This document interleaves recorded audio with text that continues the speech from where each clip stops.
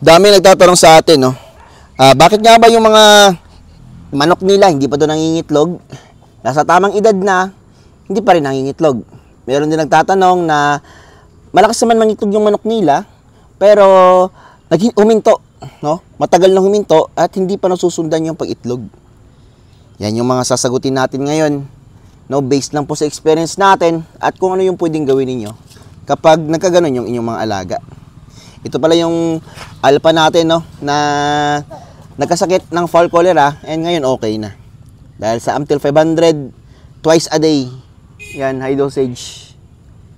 Dapat kasi yung feeds na ginagamit nyo, no, para mangitlog talaga yung manok, syempre, yung chicken breeder ration na pellet or feeds. Yung iba kasi yung pinapakain nila, yung maintenance lang, tsaka takop, yan, no. Kapag tinipid nyo, titipid din kayo sa production ng inyong mga alagang manok. So, mas maganda po, no, dito po sa mga breeder nyo, Gallimax 21 or VPRO 4000, yun lang po yung mga ginagamit kong mga feeds. No, kasi nga naka-designed, no, finormulate para sa inyong mga alagang manok. Kahit anong manok. Yan, kahit ganitong manok, oh, pwede. Kahit panabong. Yan, pero magiging useless lahat yan. Kung ano kahit napakaganda ng feeds mo, no, kung wala kang maintenance, proper na binibigay sa inyong mga alagang manok. Ano yung mga maintenance na ibig kong sabihin, no? Ang ibig sabihin ko po ay ang pagdi-deworm. Sa mga ganitong klaseng manok, kailangan ng pagdi-deworm.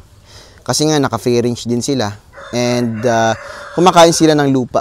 Inyong lupa pwedeng pagsimulan ng bakterya, no, or mga worms. So kapag hindi natin naalisin sa manok natin ng mga parasites, sila yung kukuha sa nutrients na dapat sa manok natin napupunta. Nagbibigay tayo ng mga feeds, grabe yung nutrients. Nagbibigay tayo ng vitamins, pero hindi napupunta sa manok, kundi napupunta sa bulate. Yun yung magiging problema pag hindi tayo nag-deworm or nagpurga sa inyong mga alagang manok. Kaya ugaliin magpurga palagi. Dito pala, no, sa mga manok din natin, kailangan yung magandang pagkain, magandang patubig, yan, at deworm. Yun lang po yung sundin nyo, no? Kapag sinunod nyo po kasi yan, mas gaganda yung inyong produksyon. Yan, napakagandang produksyon po. Yan, hindi po kayo sisisi. Yan, kapag gumastos kayo ng ganon, no, sa deworm, sa maintenance, kasi nga mangingitlog talaga yung manok natin. Sabi nila kapag naglulugon daw, hindi na daw mangingitlog. Hindi po yung totoo, no? Mangingitlog po talaga yung manok kahit naglulugon. Basta maganda po yung kanyang patuka. Yan. Pero nami-minimize din. Kasi nga, ang paglulugon po, kailangan niya ng maraming calcium sa katawan, no? Na nako-convert into keratin. Yun po yung yun po yung balahibo ng manok natin. No? So, kailangan niyo ng maraming calcium. So, kapag halimbawa naman nag-molting, alalayin niyo lang ng vitamins, no?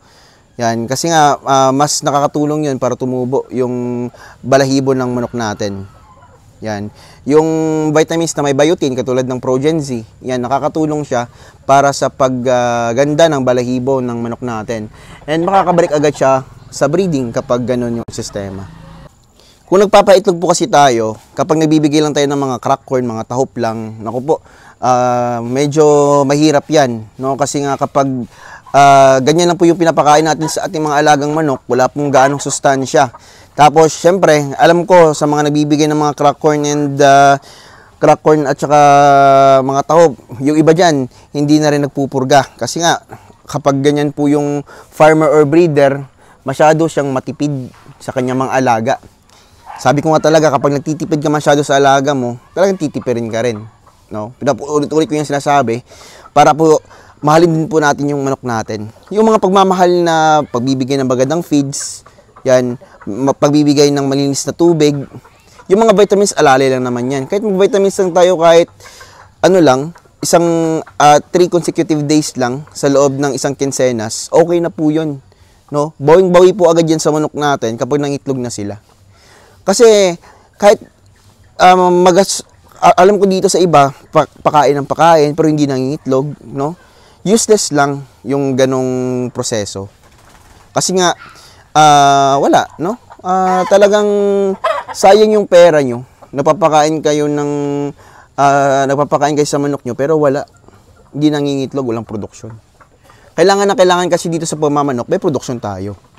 No, kasi nga yung produksyon, yun din po yung makakatulong sa atin para mabigyan natin yung mga alaga nating manok ng pagkain. No, doon tayo kukuha ng sustento sa mga gastos sa pagmamanok. Renovation, no? Kasi nga kapag may pera po yung manok natin, kahit tayo mabubuhay nitong manok. Yan. So, hindi din po to basta-bastang negosyo lang. Kailangan din po ng kaalaman. Yan. At syempre, makakatulong to sa pamilya ninyo kapag alam nyo na kung paano magpalago nitong ating mga Rhode Island Red, mga manok. Yan. So, dito sa ngayon sa akin, Rhode Island Red yung pinaka-saleable. Kasi nga na, fully book na tayo sa Rhode Island Red tsaka sa Black Ostolorp, no? For this month. Ganyan ka solid itong ating buyer. Yung buyer natin ay from Canada si Sir, no? At meron lang siyang mga kapatid dito sa Coronadal, sa Marbel. Yan, at sila yung mag-aalaga. Ito naman napapansin ko, ito yung mga naglulugon, no? Yan. Minsan naglulugon din siya kasi nga ginaganyan ng mga babae. So kapag meron kayong nakikita ng mga ganyan na senyales, pwede nyo itong alisin, no? At bigyan po ng Promoter 43. Yung Promoter 43 po, yun po yung nakakatulong para mas mapabilis pa yung kanyang pagtubo ng balahibo. At Progency dahil nga may biotin. Yan, no? Once again, Promoter 43, tablet po yun na vitamins, kahit twice a week lang, or Progency. So, para sa akin, ang tablet, mas sure na makakain ng manok yun. So, ito, alisin lang natin. Yan, patubo naman yung balahibo niya. Yan, siguro wala lang tong trip tong mga babaeng to, kaya ginaganito nila yung kasama nila. Ganda talaga natin ng vintage line natin, no? Yung isa naman, production type lang to. Super dark na siya. Tinatawag dito sa iba is, tinatawag nilang dark mahogany. Yan. Dark mahogany, pero production type. Dami kong production type dito na dark mahogany. Kita nyo naman, no? Pero yung kinagandahan ng form, wala siyang laban dito sa ating vintage line. Napapansin ko lang, halos same lang naman yung katawan nila. Mas matangkad lang ng konti o mas bata pa talaga tong ating vintage line. Kasi napapansin ko, napaka-bulky po nitong ano natin, no? Mga dark mahogany na production type. Katatapos natin magpa-maintenance sa ating incubator. Humingi kasi ng maintenance yung incubator natin. Yan, no? Siyempre sa mga incubator ko pala, si Budix yung gumagawa nito and siya din po yung may maintenance. Yan. Ito yung inayos na incubator. Oh. Yan yung pangalawa. Walang laman yan. Kinakalibrate lang. Mas maganda kasi kapag tayo po nag-incubate, bago natin ilagay, i-calibrate muna natin. So ito, backyard lang naman na setup to, no? Kasi nga, maliit lang naman yung area natin dito. Yan. Sa mga nagtatanong pala, yung area natin dito is 1,287 square meters. Yan. So si Boss Ibosing, siya yung nagbibigay ngayon ng patuka. Yung patuka na pala yan ay is para bukas, no? At change water na rin para na din bukas. Ganyan po yung technique namin dito para pagkabukas, maaga pa, sila ay kumakain na. And alas 6, alas 8, yan, nagsisimula na mangitlog yung ibang manok. Ganyan lang po yung setup namin dito. Pwede nyo po itong gawin sa inyo, lalong-lalo na sa may mga trabaho or busy. Katulad sa akin, no, basta every weekdays tayo yung nagbabantay sa anak natin. Yan. Sa aking anak, ako yung nagbabantay. Kaya kapag itong si EJ naman, nag-aaral yan, no? So kapag morning fresh water, tapos hapon naman natutulog yung anak ko, tinitira ko ng bagong tubig na naman. Napakalaking tulong ng pagbibigay ng fresh na tubig, no, sa totoo lang. Kasi nga kapag fresh na tubig, yung pagkain nila mabilis na matunaw, lalong tong pellets. Kapag nabasa kasi ito, no, sa loob ng tiyan ng manok natin, medyo mabilis lang po siyang matunaw. And kapag mabilis matunaw, no, napupup agad ng manok natin and magugutom yung manok natin.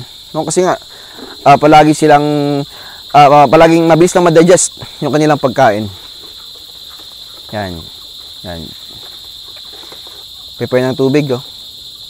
Sa tubig naman namin, nilalagay namin dito, kami kasi, syempre naghabol kami sa buyers namin para makuha agad namin yung kanilang orders. Dito, Sabado hanggang Lunes, 3 times a week, nagbabitamins kami ng palitan na Breeder ADE tsaka Progen Z. Yung Breeder ADE, yun yung pampaganda ng itlog ng manok natin, pampaganda ng similya, at pampaganda quality eggs yung napuproduce nila. Yung Progen Z naman, siya yung nakakatulong para po lumakas yung immune system ng manok natin, maganda yung pagtubo ng balahibo, no? At hindi sakitin dahil din po sa mga bitamina. Yan, medyo madilim na. Umiilaw na yung lights natin sa ating mga puno. Yan. Diyan naman ako nagtatambay. Kapag nagmi-maintenance ako sa mga giants natin, pinapailawan ko yung giants and doon ako nagmi-maintenance, which is gumagamit ako ng mga vitamins para sa kanila. Dati nung nagsisimula ako, hindi naman ako sobrang magastos sa vitamins. Ngayon lang na medyo may budget na sa ating mga alaga, yun, kailangan ng mga manok natin ng siyempre pagmamahal din. Yung binibigay nilang pera sa atin, magbigay din po tayo sa kanila. Huwag nating ubusin sa sarili natin or sa ipon natin. Bigyan natin sila. Dahil nga part din po sila ng ano natin, lifestyle, no? Yan. Kaya nga ganun, mahalin natin yung manok natin. Palagi kong inuulit talaga. Yan. Ito kasi, no, ay ang pagtutubig ay kapag yung tubig po napanis, dahil po napapanis yung tubig, no, dahil po yung pagtuka nila may mga dumi, may mga pagkain, mabilis pong mapanis yung tubig kahit walang mga vitamins. Sa manok sa manok panabong iba naman, dahil every 5 hours kailangan nating mag-change ng vitamins. Halimbawa, nag-vitamins ka alas 6, no? 3 to 5 hours lang, kailangan na palitan ng bagong vitamins. Medyo maselan sa vitamins yung manok panabong. No, kasi nga iba naman 'yon, no? Pang condition talaga, super condition. Ito naman, hindi siya ganoon dahil nga ito yung type na pang production, pang konsumo. Yan. Hindi siya ganoon kagastos sa vitamins. Yan. Hindi kami nag-i-inject dito ng vitamins sa kanila. Ina-inject na namin dito, Coryza vaccine lang talaga. Sa Fowlpox naman, hindi kami nagbibigay sa Fowlpox vaccine. Yung ginagawa lang namin ay pagbibigay lang po, no, ng WP85 sa kanilang pugad. So, yun ang mga ka-native, no, sanay matutunan ninyo ito. Yan, yung kuto din po pala ng manok, pwede pong mag-cause yan ng pagka-stress nila at hindi na po sila mangitlog. Yan. So, ako nga dito mga ka-native, nalagasan tayo ng isang lalaking Black Australorp, sayang to. Ito yung si Mr. Suave. Yan. Parang nag-away sila ng isa kong broodcock din. Pero normal lang po yan sa pagpa-farm. May mga disgrasya po na nangyayari. Huwag po kayong masaktan, no? Gumawa lang kayo ng paraan, no?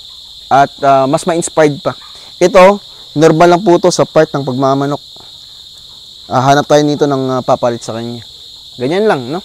Kasi nga kapag na problema tayo, masa-stress lang tayo and madidelay yung ating goal.